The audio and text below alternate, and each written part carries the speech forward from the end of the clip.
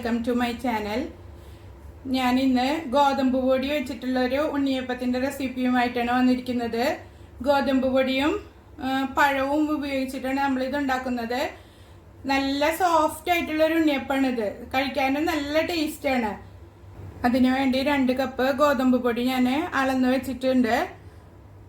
ഇതിലേക്ക് പഴം നമുക്ക് 2 റോബസ്റ്റ് പഴം, ഇവിടെ ഇതിന് ഫിലിപ്പിനോ പഴം എന്നാണ് ഇതിന് പറയുക, അത് 2 എണ്ണം ഞാൻ എടുത്തിട്ടുണ്ട്. നാട്ടിലെ റോബസ്റ്റ് വെച്ചിട്ട് ചെയ്ത് നോക്കാം, അതല്ലെങ്കിൽ പാളയംകോടൻ പഴം ഉപയോഗിച്ചാലും മതി. ഇത് നമുക്ക് പഴവും ശർക്കര ഉരുക്കിയതും കൂടിയിട്ട് മിക്സിയിലിട്ടിട്ട് നല്ല പേസ്റ്റ് പോലെ അരച്ചെടുക്കാം. ഞാൻ ഓൾറെഡി ശർക്കര ഉരുക്കി അരിച്ച് വെച്ചിട്ടുണ്ട്. ഒട്ടും ചൂടില്ലാതെയാണ് ശർക്കര ഇതിലേക്ക് എടുക്കുന്നത്. നല്ല പഴുത്ത പഴം തന്നെ ഇതിലേക്ക് ഉപയോഗിക്കണം. ഇനി നമുക്കിത് മിക്സിയുടെ ജാറിലിട്ടിട്ട് അരച്ചെടുക്കാം. പഴം ഞാൻ മിക്സിയുടെ ജാറിലേക്ക് ഇട്ടിട്ടുണ്ട്. അതിലേക്ക് ശർക്കര ഉരുക്കിയത് ഒഴിച്ചു കൊടുക്കുക. ഇതൊരു 1/4 കിലോ ശർക്കര 1 കപ്പ് വെള്ളം ഒഴിച്ചിട്ട് ഉരുക്കിയെടുത്തതാണ്. മുഴുവൻ ഒഴിച്ചിട്ടില്ല, ഞാൻ പകുതി ഒഴിച്ചു കൊടുത്തിട്ടുണ്ട്. അതിലേക്ക് ഒരു 3/4 ടീസ്പൂണ് ഏലക്ക പൗഡർ ഇട്ടിട്ട് നന്നായി അരച്ചെടുക്കുക. പഴവും ശർക്കരയും ചേർത്ത് നന്നായി അരച്ചെടുത്തിട്ടുണ്ട്. ഇത് മാവിലേക്ക് ഒഴിച്ചിട്ട് കൈ ഉപയോഗിച്ച് നന്നായി കുഴച്ചെടുക്കുക. കുറേശ്ശെ ഒഴിച്ചിട്ട് കുഴച്ചെടുത്താൽ മതി. കൈ നന്നായി കഴുകിയിട്ട് കുഴച്ചെടുക്കുക. കട്ടയില്ലാതെ കുഴച്ചെടുക്കുക. ബാക്കി കൂടെ ഞാൻ ഒഴിച്ചു കൊടുത്തിട്ടുണ്ട്. നന്നായി കുഴച്ചെടുത്ത് വെച്ചിട്ടുണ്ട്. ഇതിലേക്ക് നമ്മൾ മാറ്റി വെച്ചിട്ടുണ്ടായിരുന്ന ബാക്കി ശർക്കര ഒഴിച്ചു കൊടുക്കുക.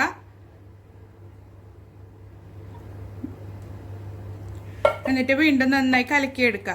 എന്നിട്ട് മാവിൻ്റെ ലൂസിനനുസരിച്ചിട്ട് മധുരം പാകമാണെങ്കിൽ വെള്ളം ചേർത്ത് കൊടുത്തിട്ട് ഇളക്കിയെടുത്താൽ മതി. അതല്ലെങ്കിൽ കുറച്ചും കൂടെ ശർക്കര ഉരുക്കിയിട്ട് ഒഴിച്ചു കൊടുക്കുക. ഒട്ടും ചൂടില്ലാതെ വേണം ഇതിലേക്ക് ഒഴിച്ചു കൊടുക്കാൻ. ഞാനിതിലേക്ക് അല്പം കൂടി വെള്ളം ചേർത്തിട്ട് നന്നായി കലക്കി കൊടുക്കണം. ഞാൻ കട്ടയൊന്നും ഇല്ലാതെ കലക്കിയെടുത്തിട്ടുണ്ട്. ഈ ഒരു തിക്നെസ്സിലാണ് കലക്കിയിരിക്കുന്നത്. ഇഡ്ഡലി മാവിനേക്കാളും അല്പം ലൂസിലാണ് കലക്കിയെടുക്കേണ്ടത്. ഇനി ഇതിലേക്ക് 3 സാധനങ്ങളും കൂടി നമുക്ക് ചേർത്ത് കൊടുക്കണം. ഒരു നുള്ളു ഉപ്പ്,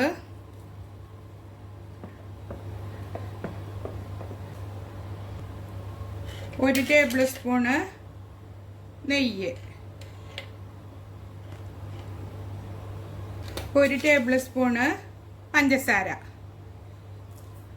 അത് നമ്മൾ ശർക്കര ഉപയോഗിച്ചിട്ട് ചെയ്യണ എല്ലാ ഡിഷുകളിലും അല്പം പഞ്ചസാരയും കൂടെ ചേർക്കുന്നത് നല്ലതാണ്. ഇനി നന്നായി ഇളക്കി മിക്സ് ചെയ്യുക.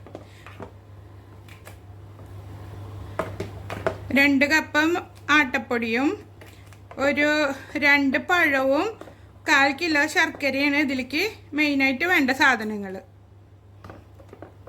നന്നായി ഇളക്കി മിക്സ് ചെയ്തിട്ട് ഒരു 2 മണിക്കൂർ ഇത് റെസ്റ്റ് ചെയ്യാനായിട്ട് മാറ്റി വയ്ക്കുക. അതിനുശേഷം നമുക്ക് ഉണ്ണിയപ്പം ഉണ്ടാക്കാം. ഈ ഒരു തിക്നെസ്സിലാണ് ഇപ്പോൾ ഇരിക്കുന്നത്. ഇനി നമുക്ക് ഇത് മൂടി വെച്ചിട്ട് എടുക്കുമ്പോൾ തിക്നെസ് കൂടുതലുണ്ടെങ്കിൽ ശർക്കരപ്പാനിയോ അല്ലെങ്കിൽ വെള്ളം ഒഴിച്ചിട്ട് നമുക്ക് ലൂസാക്കി എടുക്കാം. ഇത് മൂടി വെച്ചിട്ട് നമുക്കിനി തേങ്ങാക്കൊത്ത് റെഡിയാക്കി എടുക്കാം. കൈകൊണ്ട് കുഴച്ചെടുത്തിട്ട് കട്ട ഉടയുന്നില്ല എന്ന് തോന്നുകയാണെങ്കിൽ മിക്സിയിലിട്ടിട്ട് ഒന്ന് അടിച്ചെടുത്താൽ മതി. അപ്പം മാവ് നല്ല സ്മൂത്തായി കിട്ടും. നമുക്കിനി തേങ്ങാക്കൊത്ത് വറുത്തെടുക്കാം. അതിനുവേണ്ടി ഒരു പാൻ വെച്ചിട്ട് ചൂടാക്കി എടുക്കുക. ഈ ഒരു സൈസിലാണ് ഞാൻ കട്ട് ചെയ്തെടുത്തിരിക്കുന്നത്, ചെറിയ ചെറിയ പീസാക്കിയിട്ട്. ഇതൊരു 1 കപ്പ് തേങ്ങാക്കൊത്തുണ്ട്. തേങ്ങാക്കൊത്തൊക്കെ നമ്മുടെ ഇഷ്ടത്തിനനുസരിച്ച് ചേർത്ത് കൊടുക്കാം. ചിലർക്ക് നല്ലോണം കൂടുതൽ ചേർക്കുന്നതായിരിക്കും ഇഷ്ടം, ചിലർക്ക് തീരെ കുറവായിരിക്കും ഇഷ്ടം. അപ്പോൾ അതൊക്കെ ഓരോരുത്തരുടെ ടേസ്റ്റിനനുസരിച്ചിട്ട് ചേർത്ത് കൊടുക്കാം. ഇപ്പോൾ പാന് നന്നായി ചൂടായിട്ടുണ്ട്. അതിലേക്ക് 2 ടേബിൾ സ്പൂൺ നെയ്യ് ഒഴിച്ചു കൊടുക്കാം.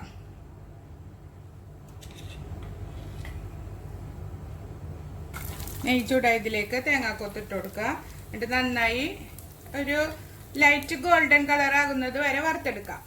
തേങ്ങാക്കൊത്ത് നന്നായി മൂത്ത് വന്നിട്ടുണ്ട്. ഇനി ഇത് തീ നിർത്തിയിട്ട് ചൂടാറാൻ വയ്ക്കുക. എന്നിട്ട് ഈ നെയ്യോട് കൂടി തന്നെ നമുക്ക് ഉണ്ണിയപ്പക്കൂട്ടിലേക്ക് ഒഴിച്ചു കൊടുക്കാം.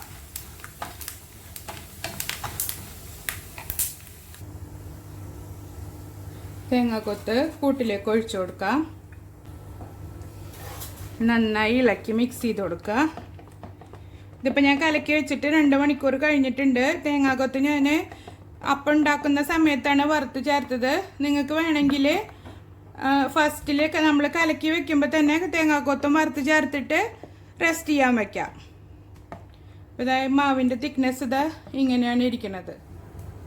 ഇനി നമുക്ക് അപ്പം ഉണ്ടാക്കാൻ തുടങ്ങാം. അതിനു മുമ്പ് കുഴിയപ്പച്ചട്ടി ചൂടാക്കി എടുക്കുക. നിങ്ങൾക്ക് വേണമെങ്കിൽ ഇത് നെയ്യിലും വറുത്തെടുക്കാവുന്നതാണ്. ഞാനിപ്പോൾ ഓയിലാണ് ഇത് വറുക്കുന്നത്. ചട്ടി ചൂടായിട്ടുണ്ട്. ഇനി നമുക്കിതിലേക്ക് ഓയിൽ ഒഴിച്ചു കൊടുക്കാം.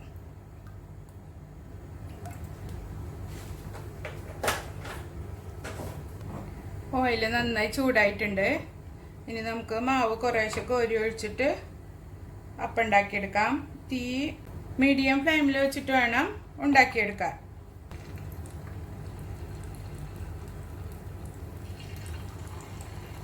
ഒരു പകുതി വരെ ഒഴിച്ചു കൊടുക്കുക.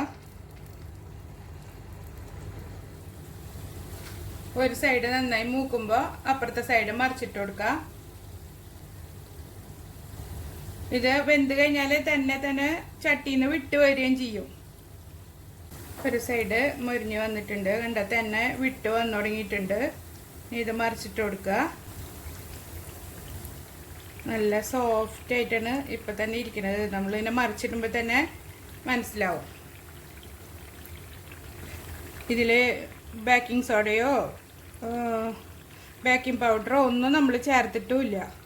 അല്ലാതെ തന്നെ നല്ല സോഫ്റ്റ് ഉണ്ണിയപ്പാണിത്. 2 സൈഡും നന്നായി മൊരിഞ്ഞ് വന്നിട്ടുണ്ട്. ഇനി നമുക്കിത് ഒരു സ്ട്രെയിനറിലേക്ക് കോരി മാറ്റാം. ഇത് എണ്ണ വരാൻ വേണ്ടിയിട്ട് ഒരു അരിപ്പ പാത്രത്തിലേക്ക് ടിഷ്യൂ വിരിച്ചിട്ട് അതിലേക്ക് നമുക്കിത് ഇട്ട് കൊടുക്കാം. അടുത്ത ട്രിപ്പ് നമുക്ക് ഇതുമാതിരി തന്നെ ചുട്ടെടുക്കാം. ഇത് നമുക്ക് ഈസി ആയിട്ട് ഉണ്ടാക്കിയെടുക്കാൻ പറ്റുന്നതാണ്. കാരണം അരി അരയ്ക്കോ ഒന്നും ചെയ്യണ്ട. ഗോതമ്പ് മാവും പഴവും വീട്ടിലിരിപ്പുണ്ടെങ്കിൽ എത്രയും പെട്ടെന്ന് ഉണ്ടാക്കിയെടുക്കാം. മുരിഞ്ഞ് വന്നിട്ടുണ്ട്. ഇനി മറിച്ചിട്ട് കൊടുക്കുക. 2 സൈഡ് നന്നായി മുരിഞ്ഞതിന് ശേഷം നമുക്ക് കോരി മാറ്റാം. മുരിഞ്ഞിട്ടുണ്ട്, കോരി മാറ്റാം. ഇതിപ്പോൾ നിങ്ങൾക്ക് വെന്തോന്ന് സംശയം ഉണ്ടെങ്കിൽ ഒരു സ്ക്വയർ കൊണ്ടോ അല്ലെങ്കിൽ ഒരു പപ്പടക്കോല് കൊണ്ടോ കുത്തി നോക്കിയിട്ട് ഉള്ളിൽ വെന്തുണ്ടോ നോക്കിയാൽ മതി.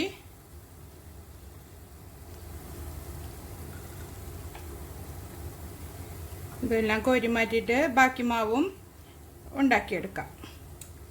അങ്ങനെ നമ്മുടെ ഉണ്ണിയപ്പം റെഡി ആയിട്ടുണ്ട്. നല്ല സോഫ്റ്റ് ആയിട്ടാണ് ഇരിക്കുന്നത്. ഒട്ടും എണ്ണ കുടിക്കുകയോ ഒന്നും ചെയ്തിട്ടില്ല. വേണ്ട, ഉള്ളൊക്കെ നന്നായി വെന്തിട്ടുണ്ട്. ഉണ്ടാക്കിയെടുക്കാനും വലിയ പണിയൊന്നുമില്ല. പൊട്ടി ഒലിക്കുകയോ അങ്ങനെ ഒന്നും ചെയ്തിട്ടില്ല. എല്ലാം നല്ല ഷേപ്പിൽ കിട്ടിയിട്ടുണ്ട്. കണ്ടില്ലേ? നല്ല ടേസ്റ്റുള്ള ഉണ്ണിയപ്പാണ്. എല്ലാവരും ട്രൈ ചെയ്ത് നോക്കണം. ഇത് കളറ് കണ്ടിട്ട് കരിഞ്ഞതാന്ന് തെറ്റിദ്ധരിക്കരുത്. ഇത് നല്ല കറുത്ത ശർക്കരയാണ് എനിക്ക് കിട്ടിയിരുന്നത്. എല്ലാവരും ഉണ്ടാക്കി നോക്കിയിട്ട് അഭിപ്രായങ്ങൾ അറിയിക്കണം. എൻ്റെ ചാനൽ ഇഷ്ടപ്പെടുകയാണെങ്കിൽ സബ്സ്ക്രൈബ് ചെയ്യാനും ലൈക്ക് ചെയ്യാനും ഫ്രണ്ട്സിനും റിലേറ്റീവ്സിനും ഷെയർ ചെയ്ത് കൊടുക്കാനും മറക്കരുത്. അടുത്തൊരു വീഡിയോയുമായി കാണുന്നവരെ ബൈ, ടേക്ക് കെയർ.